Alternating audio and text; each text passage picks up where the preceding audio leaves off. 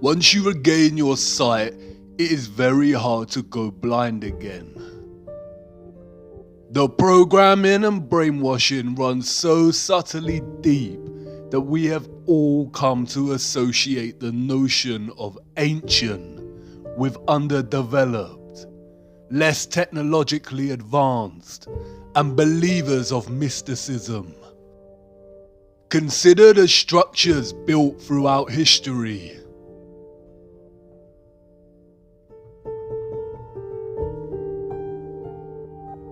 The ancient fortress of Ollantaytambo in Peru. These huge stone blocks are made from granite. They weigh between 40 and 120 tons, or between 36,000 and 120,000 kilograms. The world record for the deadlift in the weightlifting world is 500 kilograms. So how did the Incas transport this granite to such a high altitude location? Look at the way the stones fit so neatly together like jigsaw pieces. How did they cut granite with such precision? Look beyond the stones. Who were these gigantic steps made for? And by who? Babalovo Palace and its bath. This bath was allegedly created from a 160-ton piece of granite. 160 tons is 145,000 kilograms. The bath structure today weighs 48 tons, or 43,000 kilograms. They say it took the artist 10 years to create.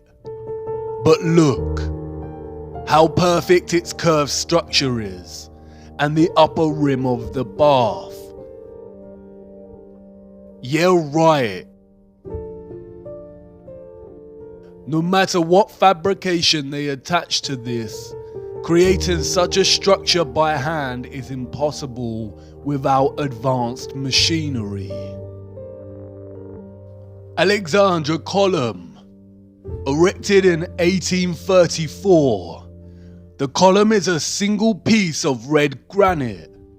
It weighs 600 tons, or 540,000 kilograms. Again, how did they lift this in the 1830s, and how was it carved to such perfection? Look at the intricacy displayed in the statues of Capella San Severo. These were allegedly crafted in 1753. It is obvious this is not handcrafted. Cutting through a single piece of pure marble with such perfect precision and attention to micro detail is impossible without some kind of advanced machinery. History as we know it is a lie. These all point to civilizations with advanced technology. The photographs of Stonehenge and the Temple of Abu Simbel tell us to be skeptical of other historical structures, such as the pyramids. It is likely that the pyramids are not as old as we are told, and they could have been constructed by anybody, and at any time during history. It is likely that they were all constructed more recently with two primary purposes in mind: to deceive us, and as a ritualistic place of worship, honoring their satanic gods. The first power tool, we are told, was not invented until 1895, and the first electric lamp in 1879. So how was this architecture crafted and constructed?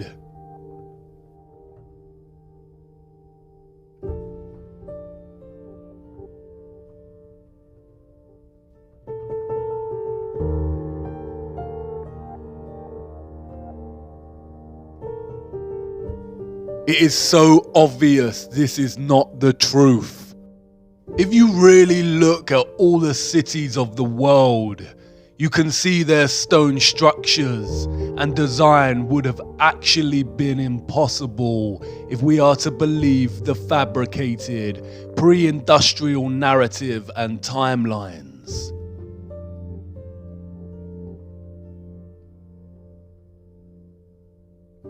There is an abundance of compelling photographic and structural evidence suggesting that the civilizations of the world experienced a cataclysmic mudflood in its recent history, which buried many cities.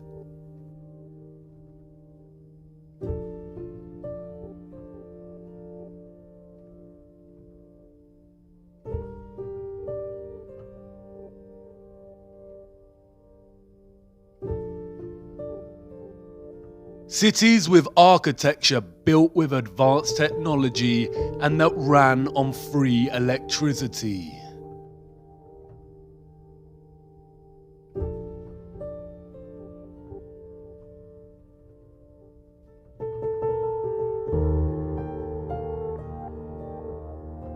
There also exists evidence of a worldwide nuclear war somewhere between 1780 and 1815.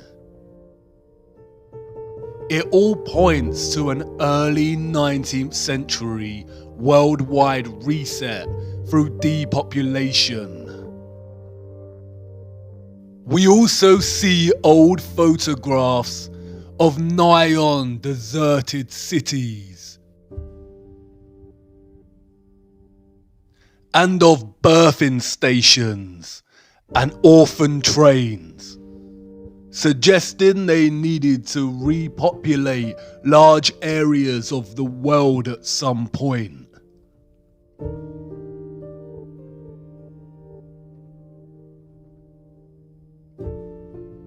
It is likely that a lot of 18th and 19th century culture was designed to program and indoctrinate false history into these children.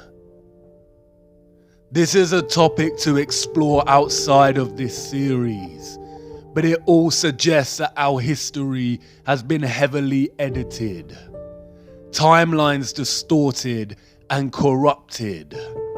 The Mandela effect. Why do you think it was so easy for the Rothschilds to rise to power? Were they just really adept at manipulating the financial world? It is very likely that the rise of the Illuminati and the Rothschild banking took place against a different contextual background and much earlier in history.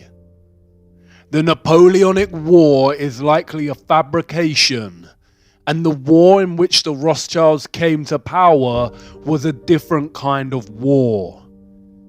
It is also highly likely that Tesla's story is not entirely true.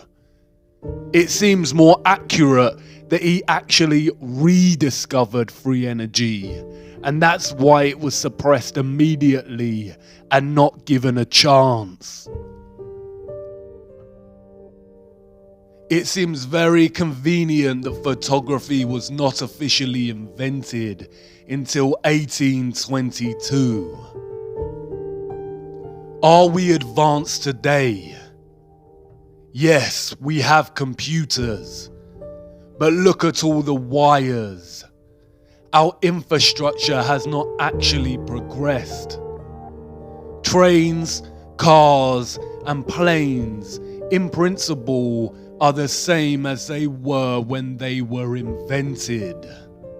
Aesthetics and slight improvements in speed give the illusion of progress. Control and manipulation, both necessary as we advance technologically, because technology exposes their lies. Advanced cameras expose the lies of space. That is why the key methods for discerning truth from lies is to trust our own eyes, senses, and judgment over narrative. There is zero evidence of the heliocentric model on Earth. And to follow the people who run our world, follow the money, follow the bloodlines, follow the symbolism, and follow their fear. When they suppress, when they scream hoax, when they smear, we must dig and examine. The question burns. Who or what cut down our giant trees and mined the earth? And where did all the mined material go? There are a handful of possible conclusions we can draw from studying the geological nature of our flat Earth. The first is that whatever beings mined Earth were undeniably more advanced technologically, industrially, and intelligently than the human species.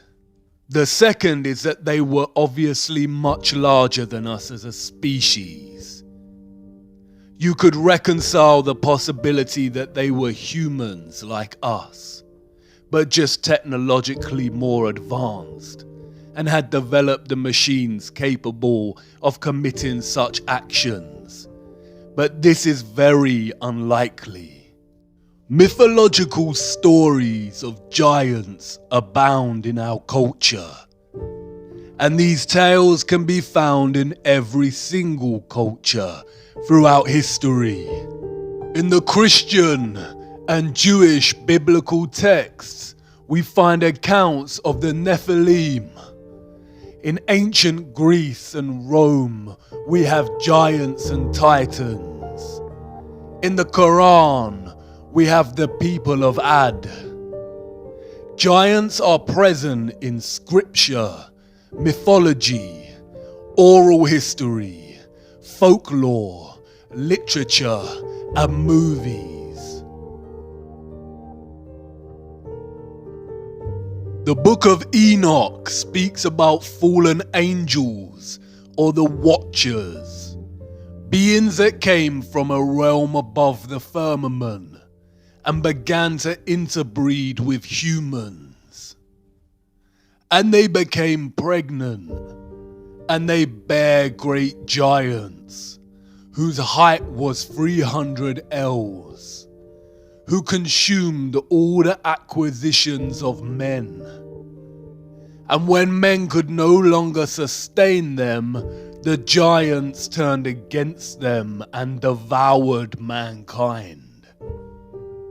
And they began to sin against birds and beasts and reptiles and fish, and to devour one another's flesh and drink the blood. The canonical Bible gives us the same account, this time naming these giants as the Nephilim. The Nephilim were on the earth in those days and afterward. During that time, the sons of the true God continued to have relations with the daughters of men, and these bore sons to them. They were the mighty ones of old times, the men of fame. The land that we have gone through as spies is a land that devours its inhabitants. And all the people that we saw in it are of great size.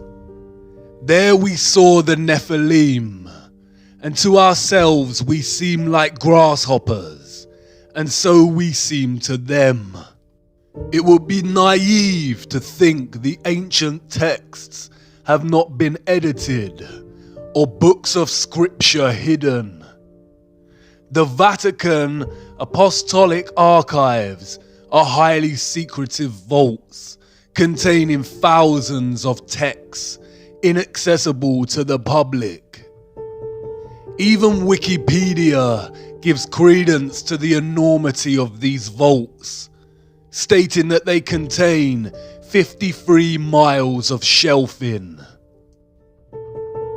What is important to remember is that the biblical texts also contain chronicles of their God, of their Lucifer.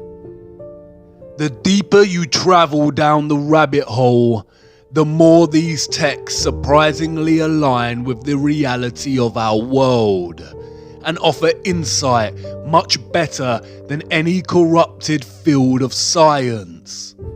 The Nephilim, we are told, were the nuclear weapon of Satan, full of destruction, wickedness, and corruption. They corrupted human genetics and were destroying the earth. The earth also was corrupt before God, and the earth was filled with violence. And God looked upon the earth, and behold, it was corrupt. For all flesh had corrupted his way upon the earth. And God said unto Noah, the end of all flesh is come before me, for the earth is filled with violence through them. And behold, I will destroy them with the earth. And in those days Noah saw the earth, that it has sunk down, and its destruction was near. And all the fountains of the great deep burst forth, and the floodgates of heavens were opened. This is the story of the great flood that God created to rid the earth of the Nephilim and save humanity. Noah survived because he was the only human whose genetics had not been corrupted by the Nephilim. The Great Flood myth can be found throughout all cultures, including Hebrew, Hindu, Babylonian, Norse, Chinese, African, European, Mesoamerican, Mesopotamian, and Australian Aborigine. This is the same satanic method of deception we see with the many names of Lucifer throughout cultures. There is one true historical account of what happened before and during the Great Flood, but the account has been mythologized and fragmented in order to deliberately deceive and confuse. People are less likely to gravitate towards mythology when the scientists are pushing mathematical bamboozlement. The geological and natural world cannot be edited. The truth only suppressed and manipulated through narrative. These wonders provide undeniable evidence of large-scale mining of Earth. They fear us discovering the anomalies, the pieces of history they cannot cover up or overlooked when creating their false narratives. Advanced cameras prove that there is some kind of water surrounding our firmament above, and the tremendous mining of land under the oceans indicate that at some point in our history, the earth was indeed sunk down, and being destroyed by a species much larger than humans. Impact craters are found everywhere. There are 190 spread across Earth. We are told they are caused by debris and meteorites from outer space. But look closer. Any geologist worth their salt would immediately ask the question, where is the remaining meteorite rock? If a meteorite of 160 foot in length crashed into Earth, then where did it go? Of course, they tell us that the meteorite mostly vaporized upon impact due to its speed. The same story over and over again. Claims that no one can actually prove. Continually putting all our faith in the priests of atheism. What are these craters? They do not appear to be quarries. There is no stepped, tiered patterns of barbaric gutting. Perhaps some were old excavation sites. But look closer at the circular, upturned rim of these craters. Now look at another wonder of our world. Geysers. Springs that occasionally eject turbulent torrents of water.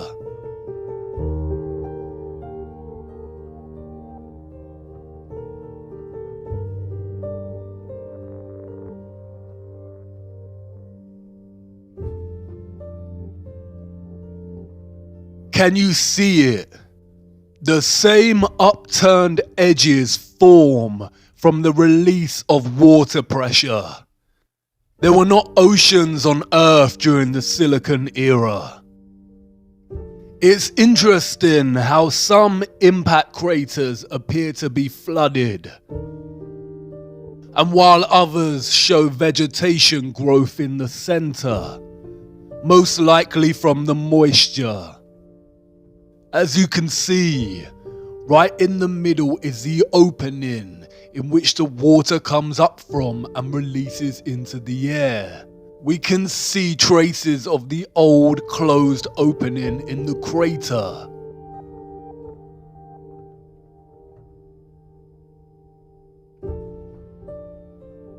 The microcosm and the macrocosm.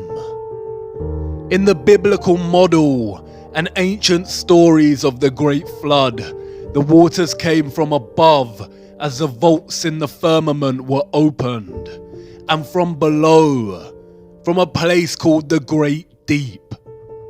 The Great Deep in the biblical model is not the oceans. The Great Flood rid the world of the Nephilim, and it's possible that it was the waters from the Great Deep that filled the huge excavated land with what's now known today as the oceans. The vast amount of carbon in the atmosphere from the mining then influenced the direction of growth of all the life that followed. There are many recent documented accounts of nations' governments intervening in archaeological digs and discoveries. Many have written extensively about findings that directly contradict the mainstream narrative of humanity's historical geological timeline and challenge the Darwinian narrative of evolution. All figures have been victims of extensive media, governmental and scientific smears, and desperate attempts to debunk and discredit. The scientific priests are always successful in stifling these voices and suppressing their discoveries. One of the most interesting of these figures is Richard J. Dewhurst, whose book, The Ancient Giants Who Ruled America, The Missing Skeletons, and the Great Smithsonian Cover-Up, examines why the various giant skeleton discoveries made by archaeologists were silenced and erased from the official historical narrative.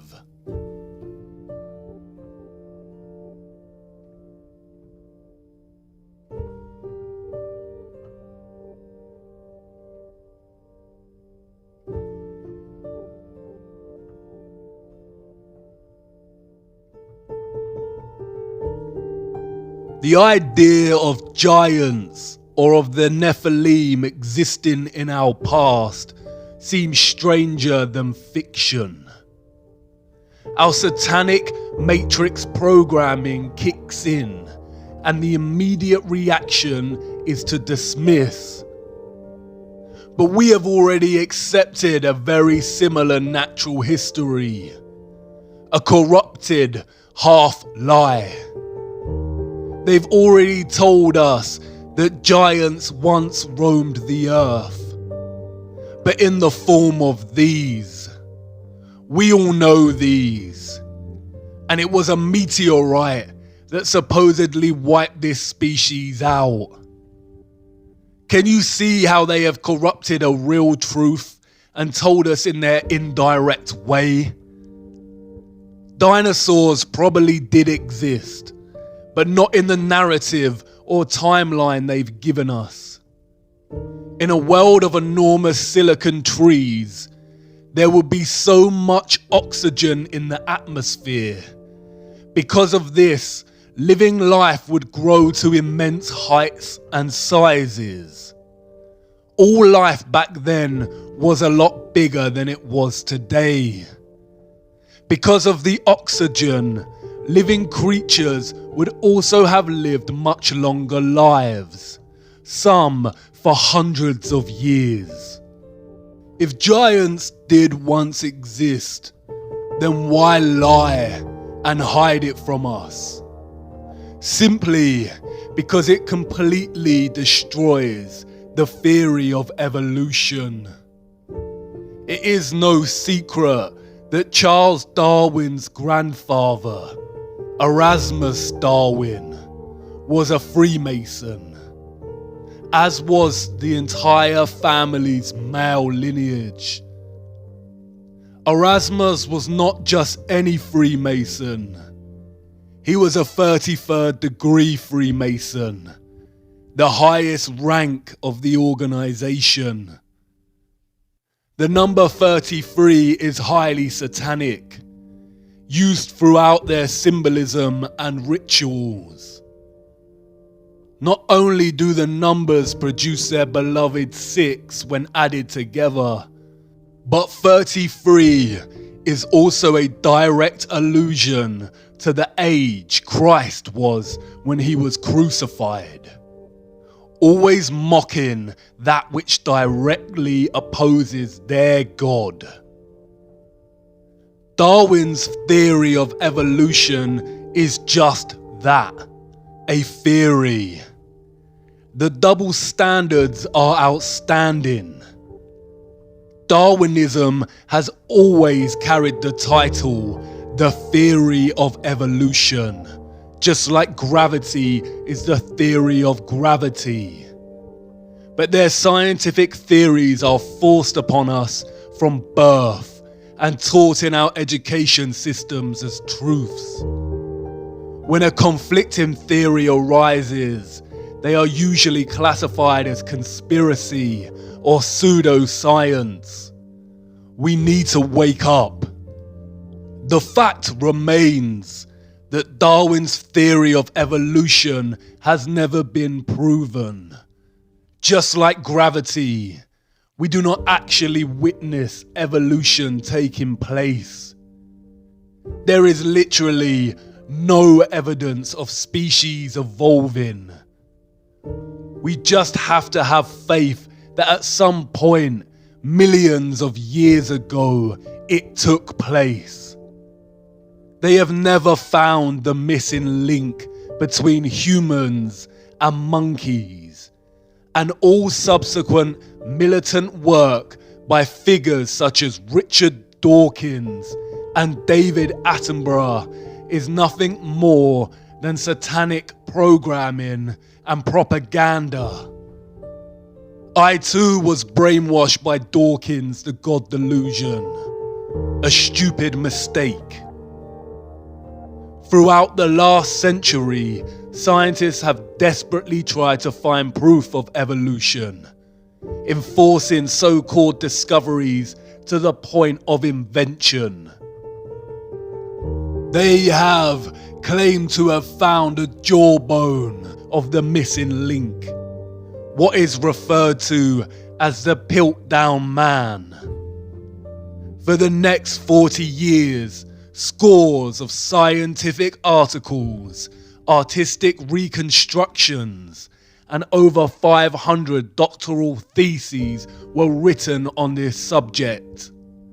But in 1953, tests proved conclusively that the Piltdown skull was actually human and only a few hundred years old, while the lower protruding jaw was from a recently deceased orangutan.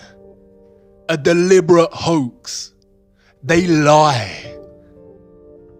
The 33rd degree Supreme Council of Freemasonry was held in Paris.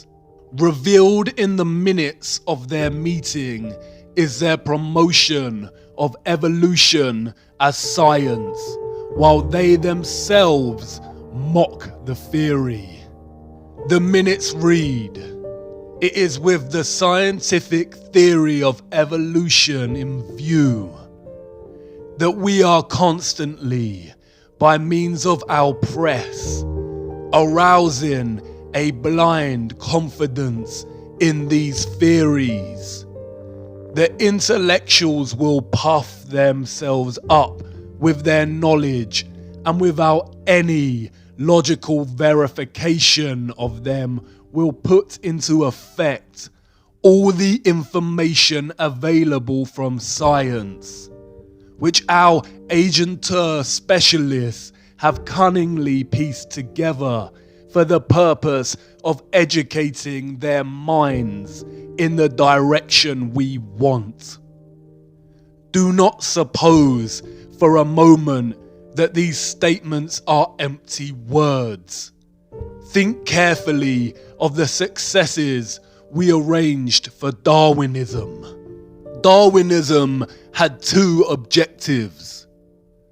The first, to dislocate the notion of creation as a real possibility, much like heliocentrism.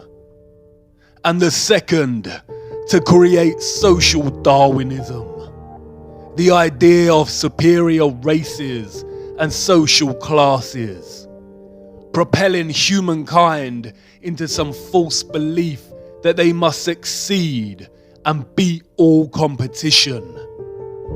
Social Darwinism became one of the driving ideologies behind fascism, communism, capitalism, and eugenics. It is in direct conflict with the teachings of Christ. Real consideration needs to be given to the reality of the Luciferianism at the heart of the entire social, economic, cultural, and historical fabric that governs our everyday world. Real consideration needs to be given to why such evil is being committed to children on a grand scale. A select group of very rich, elite people who also happen to be psychopaths is one thing. But this is more than that. The crux of it is this. Lucifer worship, satanic slave control of the human population, and crimes against children could exist without the need to deceive us with heliocentrism. The fabrication of heliocentrism comes with great risks for the satanic cabal as our own personal technology advances. People are waking up and questioning the narrative. The spell that they cast over us years ago is slightly losing its grip. They are hiding something. Perhaps the source of good, a creator, prophecy, of a land. We are their slaves. They continually lie to us, committing crimes against humanity in the name of their Lucifer, while we are kept slaves, making them rich and supporting their twisted democracy. The possibility of other lands and planes of existence that they control or are controlled by is very probable. Whether accounts of the Nephilim are truly accurate, it is not possible to say. Admiral Byrd did state that there is land beyond the South Pole.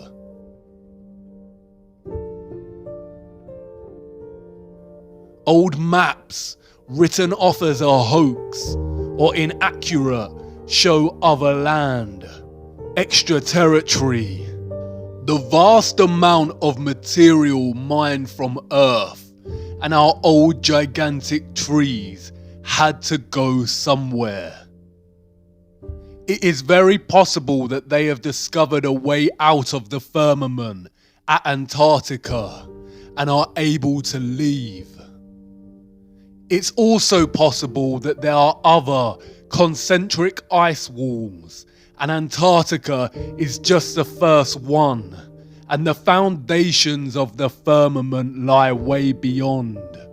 But there is a problem. They can only traverse this plane. They have never been able to go above or below, and that is their goal. The more you look closer, the more troubling it becomes, and the more it all aligns with the Christian biblical texts. Ye are of your father the devil, and the lusts of your father ye will do. He was a murderer from the beginning, and abode not in the truth, because there is no truth in him. When he speaketh a lie, he speaketh of his own, for he is a liar, and the father of it. Lucifer has always been clear on his ultimate goal.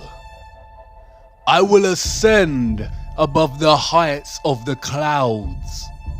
I will be like the Most High. The Tower of Babel, the story on how the different languages of the earth came to be. Nimrod, a Luciferian gigantic king, built the tower to reach up upon heaven, to reach the firmament and be like the Most High. God saw what they were doing and broke the tower and scattered all people over the earth and divided them by different languages so they may not attempt this again.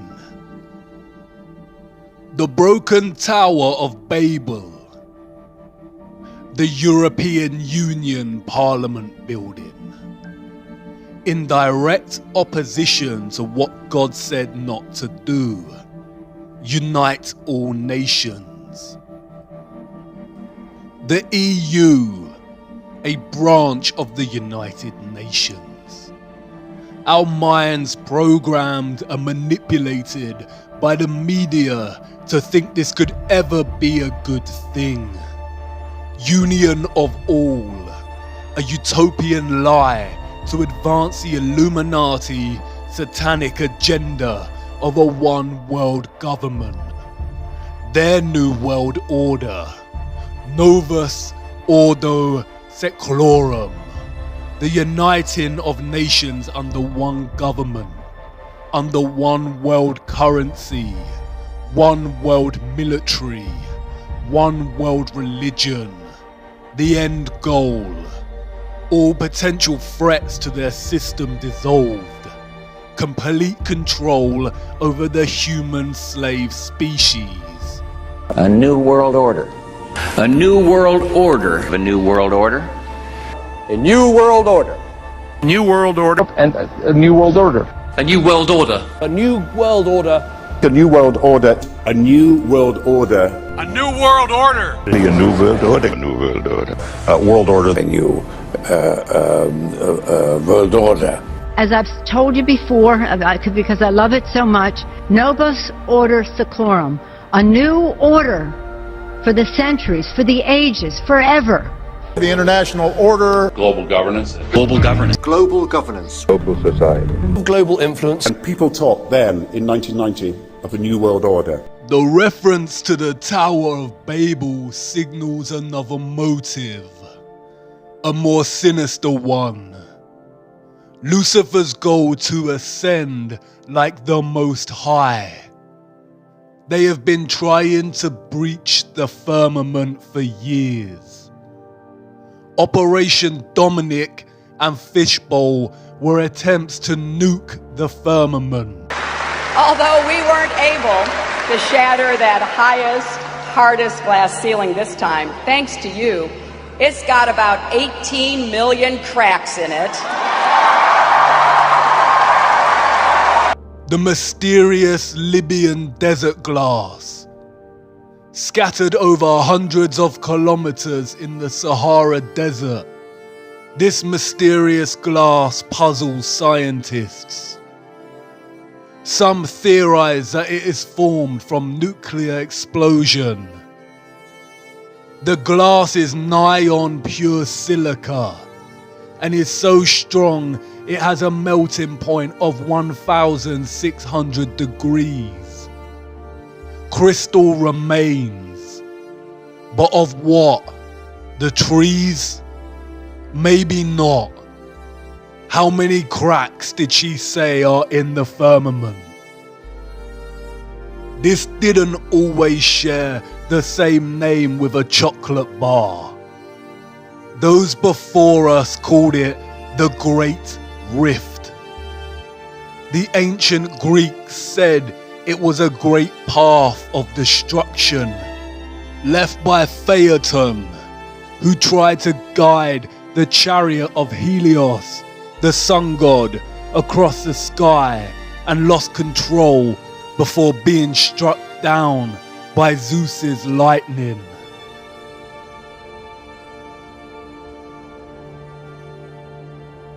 They've been trying to breach the firmament for thousands of years. The Great Rift, the scarring of their barbaric failed attempts. Glass of pure silica, a silicon dome, a semiconductor separated by the waters, the electrical conductors, powering the luminaries through vibrational electromagnetic energy. They use quantum physics to articulate the properties of semiconductors. They call it the crystal lattice, the description of atoms, ions, and molecules in crystalline matter. Look at a crystalline lattice. Hexagons. Look at the atomic structure of the lattice, the hexagon and the cube. The crystalline unit cell of the cube is the most common shape found in crystal. What do they know? What energetic field of darkness are they worshipping, giving their energy to, and sacrificing children for? And then there is this. They are doing it right now while we sleep. CERN. The Large Hadron Collider. This is the world's largest and highest energy particle collider, and the largest machine in the world. They are in search of the Higgs boson particle to prove the Big Bang and to understand the nature of dark matter and black holes. All lies. Look at CERN's logo. 666. Do you remember the ritual that was filmed at CERN, located on the border of France and Switzerland? Shiva the Destroyer. The same symbol adorns the boardroom of the World Health Organization. The World Wide Web was invented here at CERN. 666. Look at the dance opera they put on to celebrate the opening of this.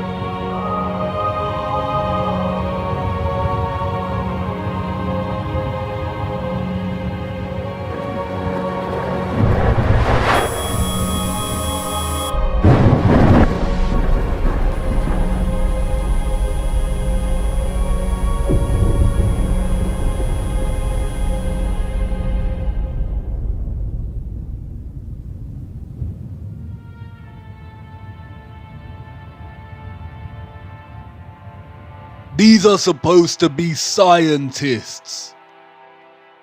This is a ritual full of Luciferian imagery. Lucifer, oh how you fell. Look, Shiva's dance of destruction. And the fifth angel sounded, and I saw a star fall from heaven unto the earth, and to him was given the key of the bottomless pit. And they had a king over them, which is the angel of the bottomless pit, whose name in Hebrew tongue is Abaddon, but in the Greek tongue hath his name Apollyon.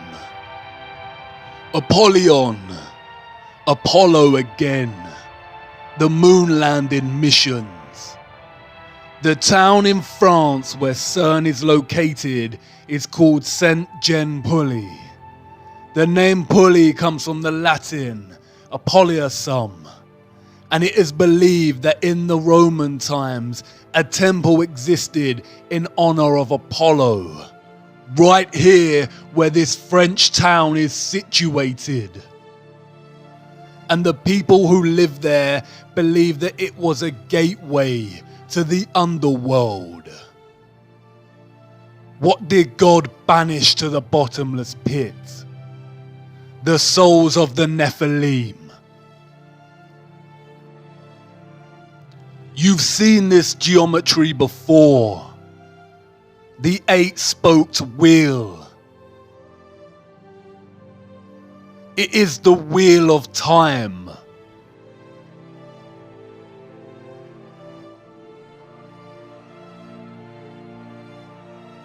Controlling and distorting time and space. They are openly telling us what they are doing.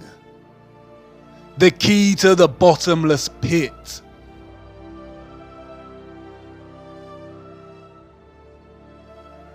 They are trying to open a portal to another realm or bring something out into our realm. The bottomless pit. They are trying to let something out. And the Pope is ready to welcome extraterrestrials.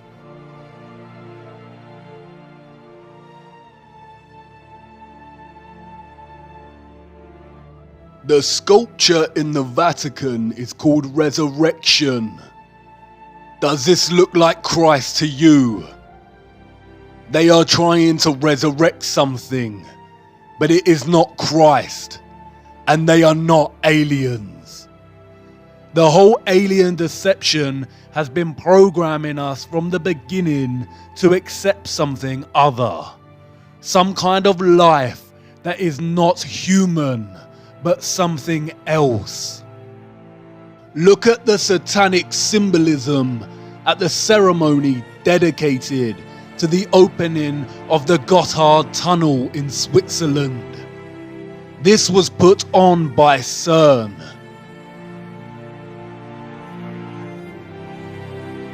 Did you really think it was just a stupid Netflix series?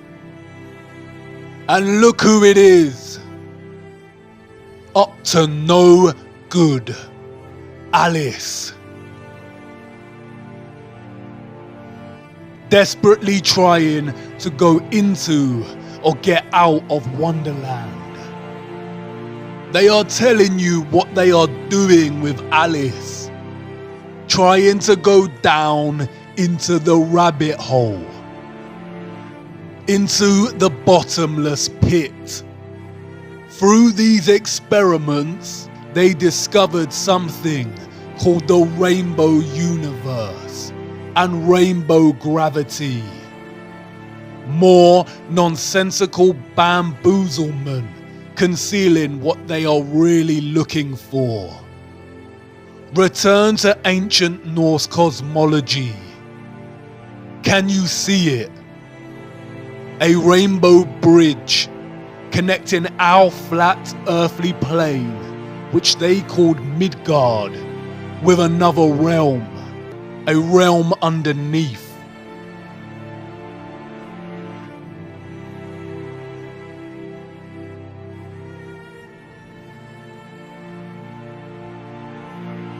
You did not notice the enormous trees before, did you? Heed it now.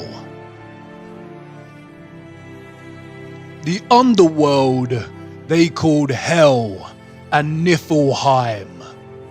Niflheim is very similar to the word Nephilim.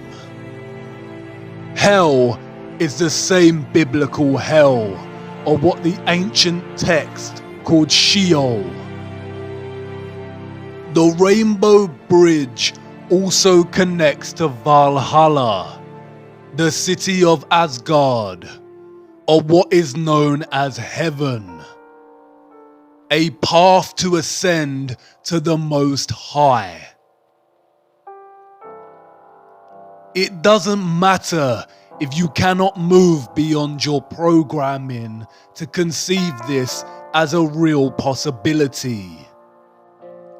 It doesn't matter if you believe in it.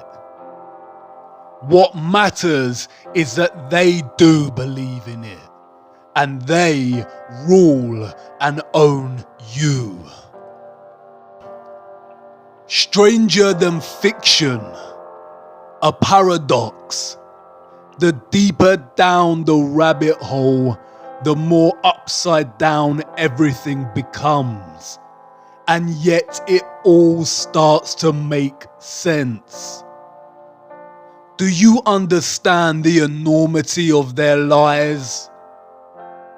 The human slaves of Earth, being fooled into thinking they are a random product of coincidence on a lonely rock. Learning this at such a young age and never giving it another thought. Fed to the brim with Hollywood fantasy movies, so the actual world lost its colour. Their spirituality denied, the truth of good and evil denied, any chance of living a life of righteousness replaced with the satanic worship of materialism and debased Darwinism, and all the while their masters, the cult leaders, are desperately trying to bridge realms and ascend from this plane to the Most High. What will it take to wake humanity? While they are sleeping, this is happening. The tower is being rebuilt, and the little freedom we had to begin with is vanishing. The dawn of their new world order is coming.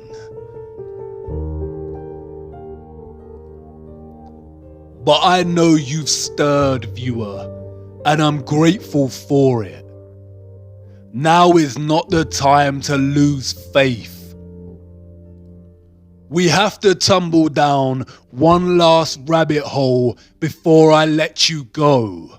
What I am going to show you should restore your faith and hope.